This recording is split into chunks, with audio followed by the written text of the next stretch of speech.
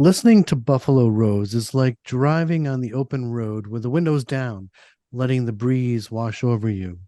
Delicate and wild, thorny and untamed, Buffalo Rose weaves spiraling harmonies and gorgeously layered instrumentation with propulsive rhythms as it creates a mesmerizing wall of sound that leaves listeners breathless. There's a singular beauty in every Buffalo Rose song, and I'm taking this directly from the YouTube channel for Buffalo Rose. I'd like to introduce Shane and Mac from Buffalo Rose, as well as I have a special guest interviewer, Paul Wallen from Acousticool. Hello, everybody. Hello. Hey Mark, how Hey, you doing? This is great. Buffalo Rose is definitely something different. Did I hear a theremin on Natural Disaster? I wish. I don't.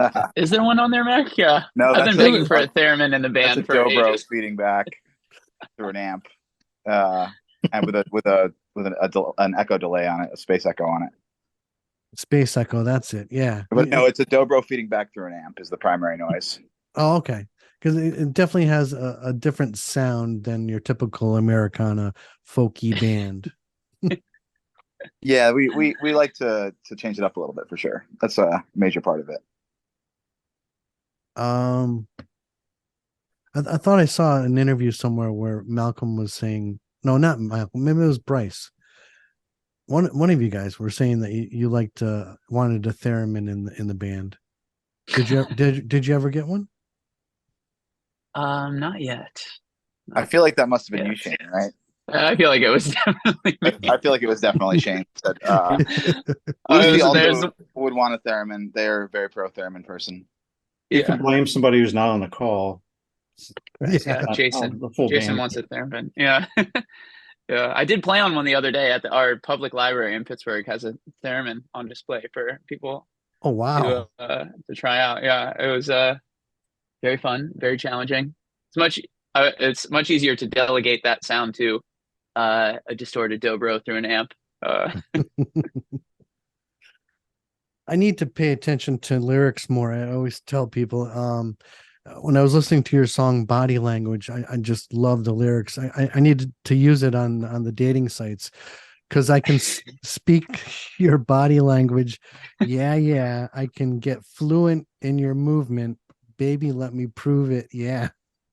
I love the lyrics. Who usually does like the songwriting, the lyrics? oh, Lucy and I, yeah.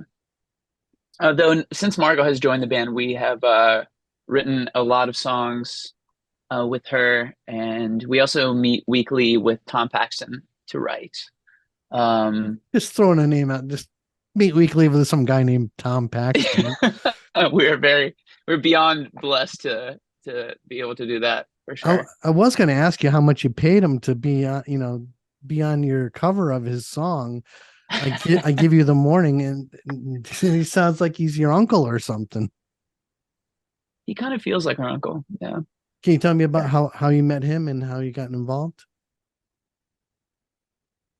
Sure, Mac, I yeah. feel like you should tell this story. Sure. Yes, I haven't pulled the poster out of the storage yet, but uh, we submitted a song for a compilation record that was called by a company called Music for Life, and the selecting committee for what songs would be on the record, one of the members was Tom Paxton, and he reached out after the selection had taken place and sent us a little like email via our contact form on our website uh, that said he loved our song and wish for the best for us and to reach out if we ever needed anything. And we were like, well, funny story. We would love to do something.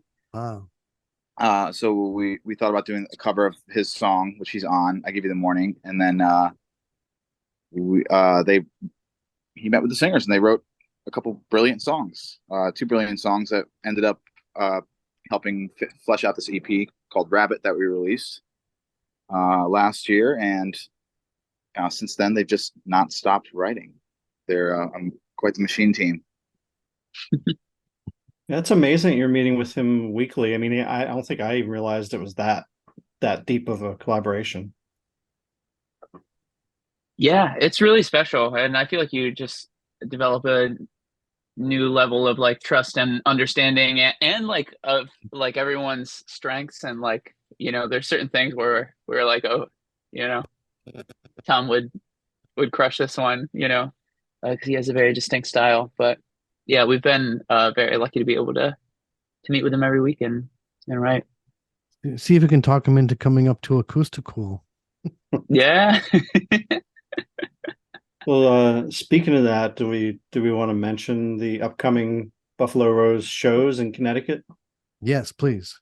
Yeah. Well, we are excited to have them coming back for a second appearance at Acousticool, which is a house concert series here in Bristol, Connecticut, at our house. But it's we try to make it as much like a venue atmosphere as we can. So we have these days we even have a covered outdoor stage that we hope to use for this show if the weather cooperates. But the really cool thing is so this is Saturday, September 23rd. And then the very next day, they're going to be at Woodbury Brewing in Woodbury, Connecticut. So it's kind of like a back-to-back opportunity.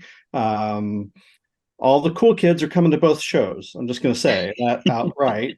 But if you can't make it to both, you've got a choice, either one. And, I think ours is probably going to be, that kind of special, intimate kind of vibe. And the brewery show might be a little more, party atmosphere. I don't know. I think you guys are starting kind of as an Oktoberfest event is winding up.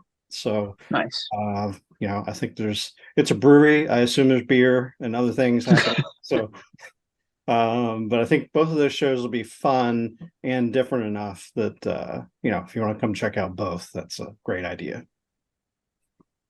Definitely. Absolutely. In Buffalo Rose, you're out based out of the Pittsburgh, Pennsylvania area. Is that correct? Yes. And do you come Right up here in to our Pittsburgh. area often? Yeah, we've come up to Connecticut and I guess New England, the greater New England area a lot. We I guess last year we had a lot of great shows in Connecticut. We played the Levitt Pavilion in Westport, and we did the CT Folk Fest, and yeah, we're coming up to play in the city in New York, I guess next weekend too. So we make it up that way a lot. Great. Love it up there. And is this your first time at Acousticool? Second. Yeah. This is our second time. Yeah. It'll end up being almost exactly 2 years ago. Oh, Not nice. to the day, but pretty darn close. Well, And it'll be a totally different show. I mean, there's a new stage there, and last time we were there, I think I had to borrow a drill from you, and you were like, "What? Why do you need that for music?" I was like, "No." We were in the middle of building a whole bunch of prototypes of our equipment that we now use, so it's kind of it'll be a good homecoming show. And for anybody who doesn't know, Buffalo's Rose's style, they basically have a creative vibe and spirit of Lake Street Dive and the sound and energy of Nickel Creek and Punch Brothers, and in case you need like a reference of what to expect, I guess. Yeah, can you guys? So I've heard you talk about this a little bit. I always found it interesting. Can you talk a little bit about like how your particular sound as a band, like how you got together as a band, and how that, how you identified your sound and how that's evolved? sure. Yeah. Well, we got together just actually to record one song that I had written. And it was just the three singers and Mac. Um, and so I think at the outset of the project, there was very little, there wasn't like a overarching theme of like, this is what we're going to sound like. We were all in other original projects playing mostly like electric and amplified music, like rock and roll, like, um, and yeah, I think at first it was sort of an outlet for our maybe our folkier sides, because we all have a kind of a deep connection to that type of music. And then as we were a band for longer, and we gave a lot more of our creative energy to this project, and it became the main focus. I think all of our other influences started to kind of coalesce and find their way into the music, where like the rock and the pop songs and the soul influences, along with like Nickel Creek and like classic, folk singers, kind of all started to converge into something that we mostly call folk pop, though we're still working on finding the right words. Yeah, and I think it's an interesting question because how that sound formed, it formed over time. I think about this a lot, and I find that we started kind of going away from just the sound of our acoustic instruments in the studio during our first full-length record. And we had a producer that, would put distortion on a dobro or put massive delays on vocals or make a whole bunch of weird noises. And we also had a couple of songs that came out of us in just a kind of an aggressive way. Like one of the songs is, I think Shane, you wrote The Journey, right? Yeah. Yeah. Lucy wrote some of it too. I think Lucy wrote the ending or something. Yeah. It's the first half of it's a bluegrass song. And the second half is this spacious, trippy, vocal harmony, forceful event with a crazy dobro solo in it.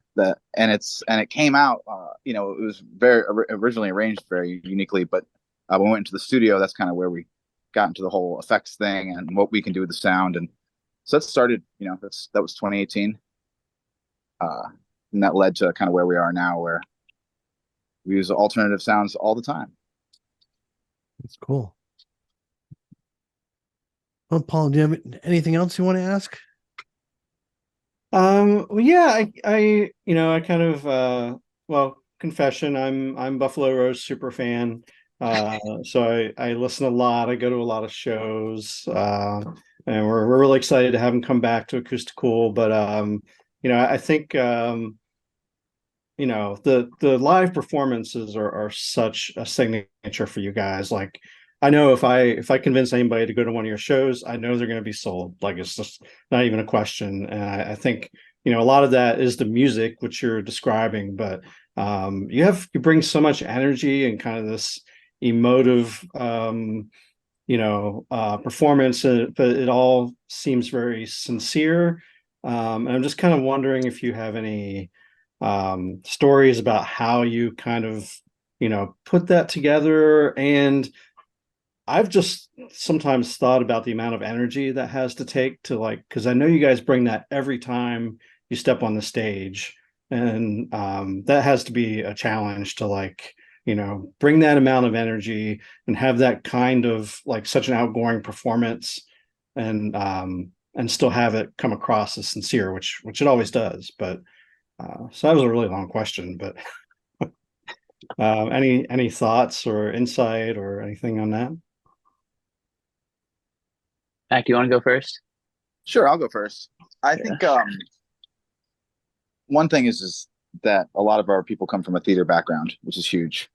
But in terms of, like, the deeper question to me here is, how do we pull it off night after night and keep the same amount of energy on stage? And a lot of that to me has to do with the systems and support structures that we have had in place or that we've built along the way that allow us to get to a venue, get on stage with full bellies and water, and not have to worry about too much stuff going wrong, and play our show and not be exhausted by the whole experience, and then get back in the van and do it the next day, because we can do that for weeks on end if we need to. And it takes a lot of internal structure to pull that off in a way where when we're sitting in the green room and we're looking at each other, we're not exhausted going, oh, how are we going to get through this? We're sitting in there getting mentally excited for a show and every show, so that when we do, cross out onto the stage, whatever face we're putting forward, something the audience can, receive as highly positive. You must be having fun, because you can't appear to have that much fun and not be having fun, I don't think. No, we have Oh, a ton of fun. we have a Go ton ahead. of fun for sure. Yeah, Yeah. I think another part of it too is it just being an ensemble and a group of six people. Like I think that we feed off of each other, and it's the six of us that lift the energy level um to the level that it gets to, and that we all like lift each other up to be able to get there, like because everyone, is can be having like a very different day or experience when no matter where we are, and so I think that's a big part of it. Yeah, I also feel like that as we have been able to share a more complete version of ourselves and our music as part of this project and this show, that uh, elevates the energy and joyousness levels, just because it's a fuller expression of ourselves. Yeah, and It do you seems want to to be just working. quickly touch on, because you mentioned the six-piece band, Buffalo Rose, and we have a couple of you on this in this conversation, but it just occurred to me, if somebody's never seen you play, do you want to talk a little bit about, like, because you have a vocal section, and these soaring harmonies, but also this incredible instrumentation. Do you want to just give a brief idea of like that configuration and what your live show is like? Sure. Yeah. So we have three lead singers. Lucy Clabby and Margot Jezik and myself are the three singers. And there's a ton of three-part harmonies, lots of people trading leads, different people leading songs. And we all have our own sort of like style and personality, I would say. And then in the section of the instruments, we have Mac, pictured here as Kirby, on the dobro, and Bryce on the mandolin, and Jason on the upright bass, and myself on guitar. And I feel like there's a lot of elements of like uh, Bryce and Mac like trading leads on songs, which can be really powerful. Mac also has like very uh, textural and like adds to the sonic palette a lot, probably more than like anyone in the band. And we call Bryce our drummer. He plays very percussively, and Jason is I would call him a force to be reckoned with on the bass. He's an incredible player, and because of that he's recorded on over 100 records, and he's like played some incredible shows, and he's sort of like our solid foundation that allows us to you know to be floaty. It's maybe the elevator pitch of a long elevator ride. Excellent. Well, would you like to play a quick game before you go? Yeah, let's do it. All right. It's called Lyrical Ponderings. I'm going to give you a song title. The song title is in the form of a question, like Hadaway's "What is Love?" And you can either tell me who sang the song or answer the question. All right. Give me a number between 1 and 201. 73. 17. All right, I'm gonna go with 73. Somebody already just did 73. What was the other one? 17. Oh, somebody did that one too. But give me another number. 146. Okay. Oh man, that's so close to what I wanted. I want 142. I think that's actually double 73, weirdly. Maybe we should... All right, here we go. Why don't you come over?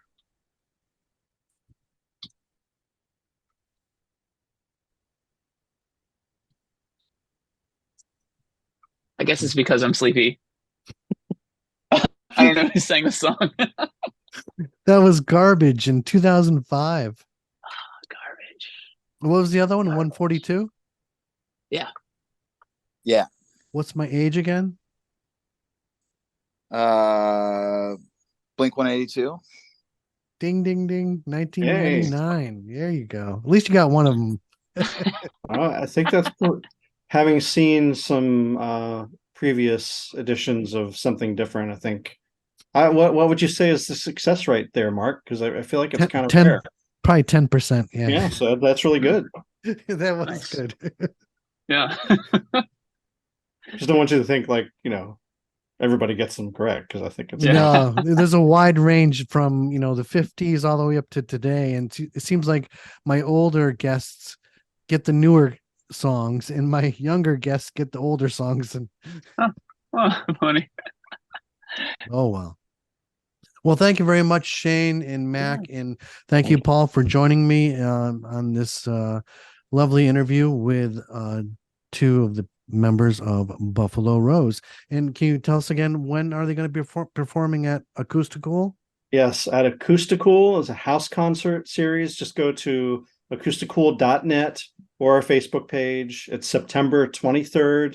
That evening, you can get tickets there, all the details. And then they will be playing the next day at Woodbury Brewery in Woodbury, Connecticut. And I think that one's starting at 6 p.m. And check the website, but I think ours is starting at 7:30. So 2 opportunities, and all the cool kids are coming to both. So, yeah. I hope to get to at least one. Yes. Yeah. Thank you so much for having us, Mark. Thank you. Yeah, thanks, Thank Mark. you. Thanks, Paul. Thanks. Thanks, Paul. Hi, this is Paul and Diane with Acousticool, one-of-a-kind live music in Bristol, Connecticut. And you're listening to Something Different with Mark E. Ramone.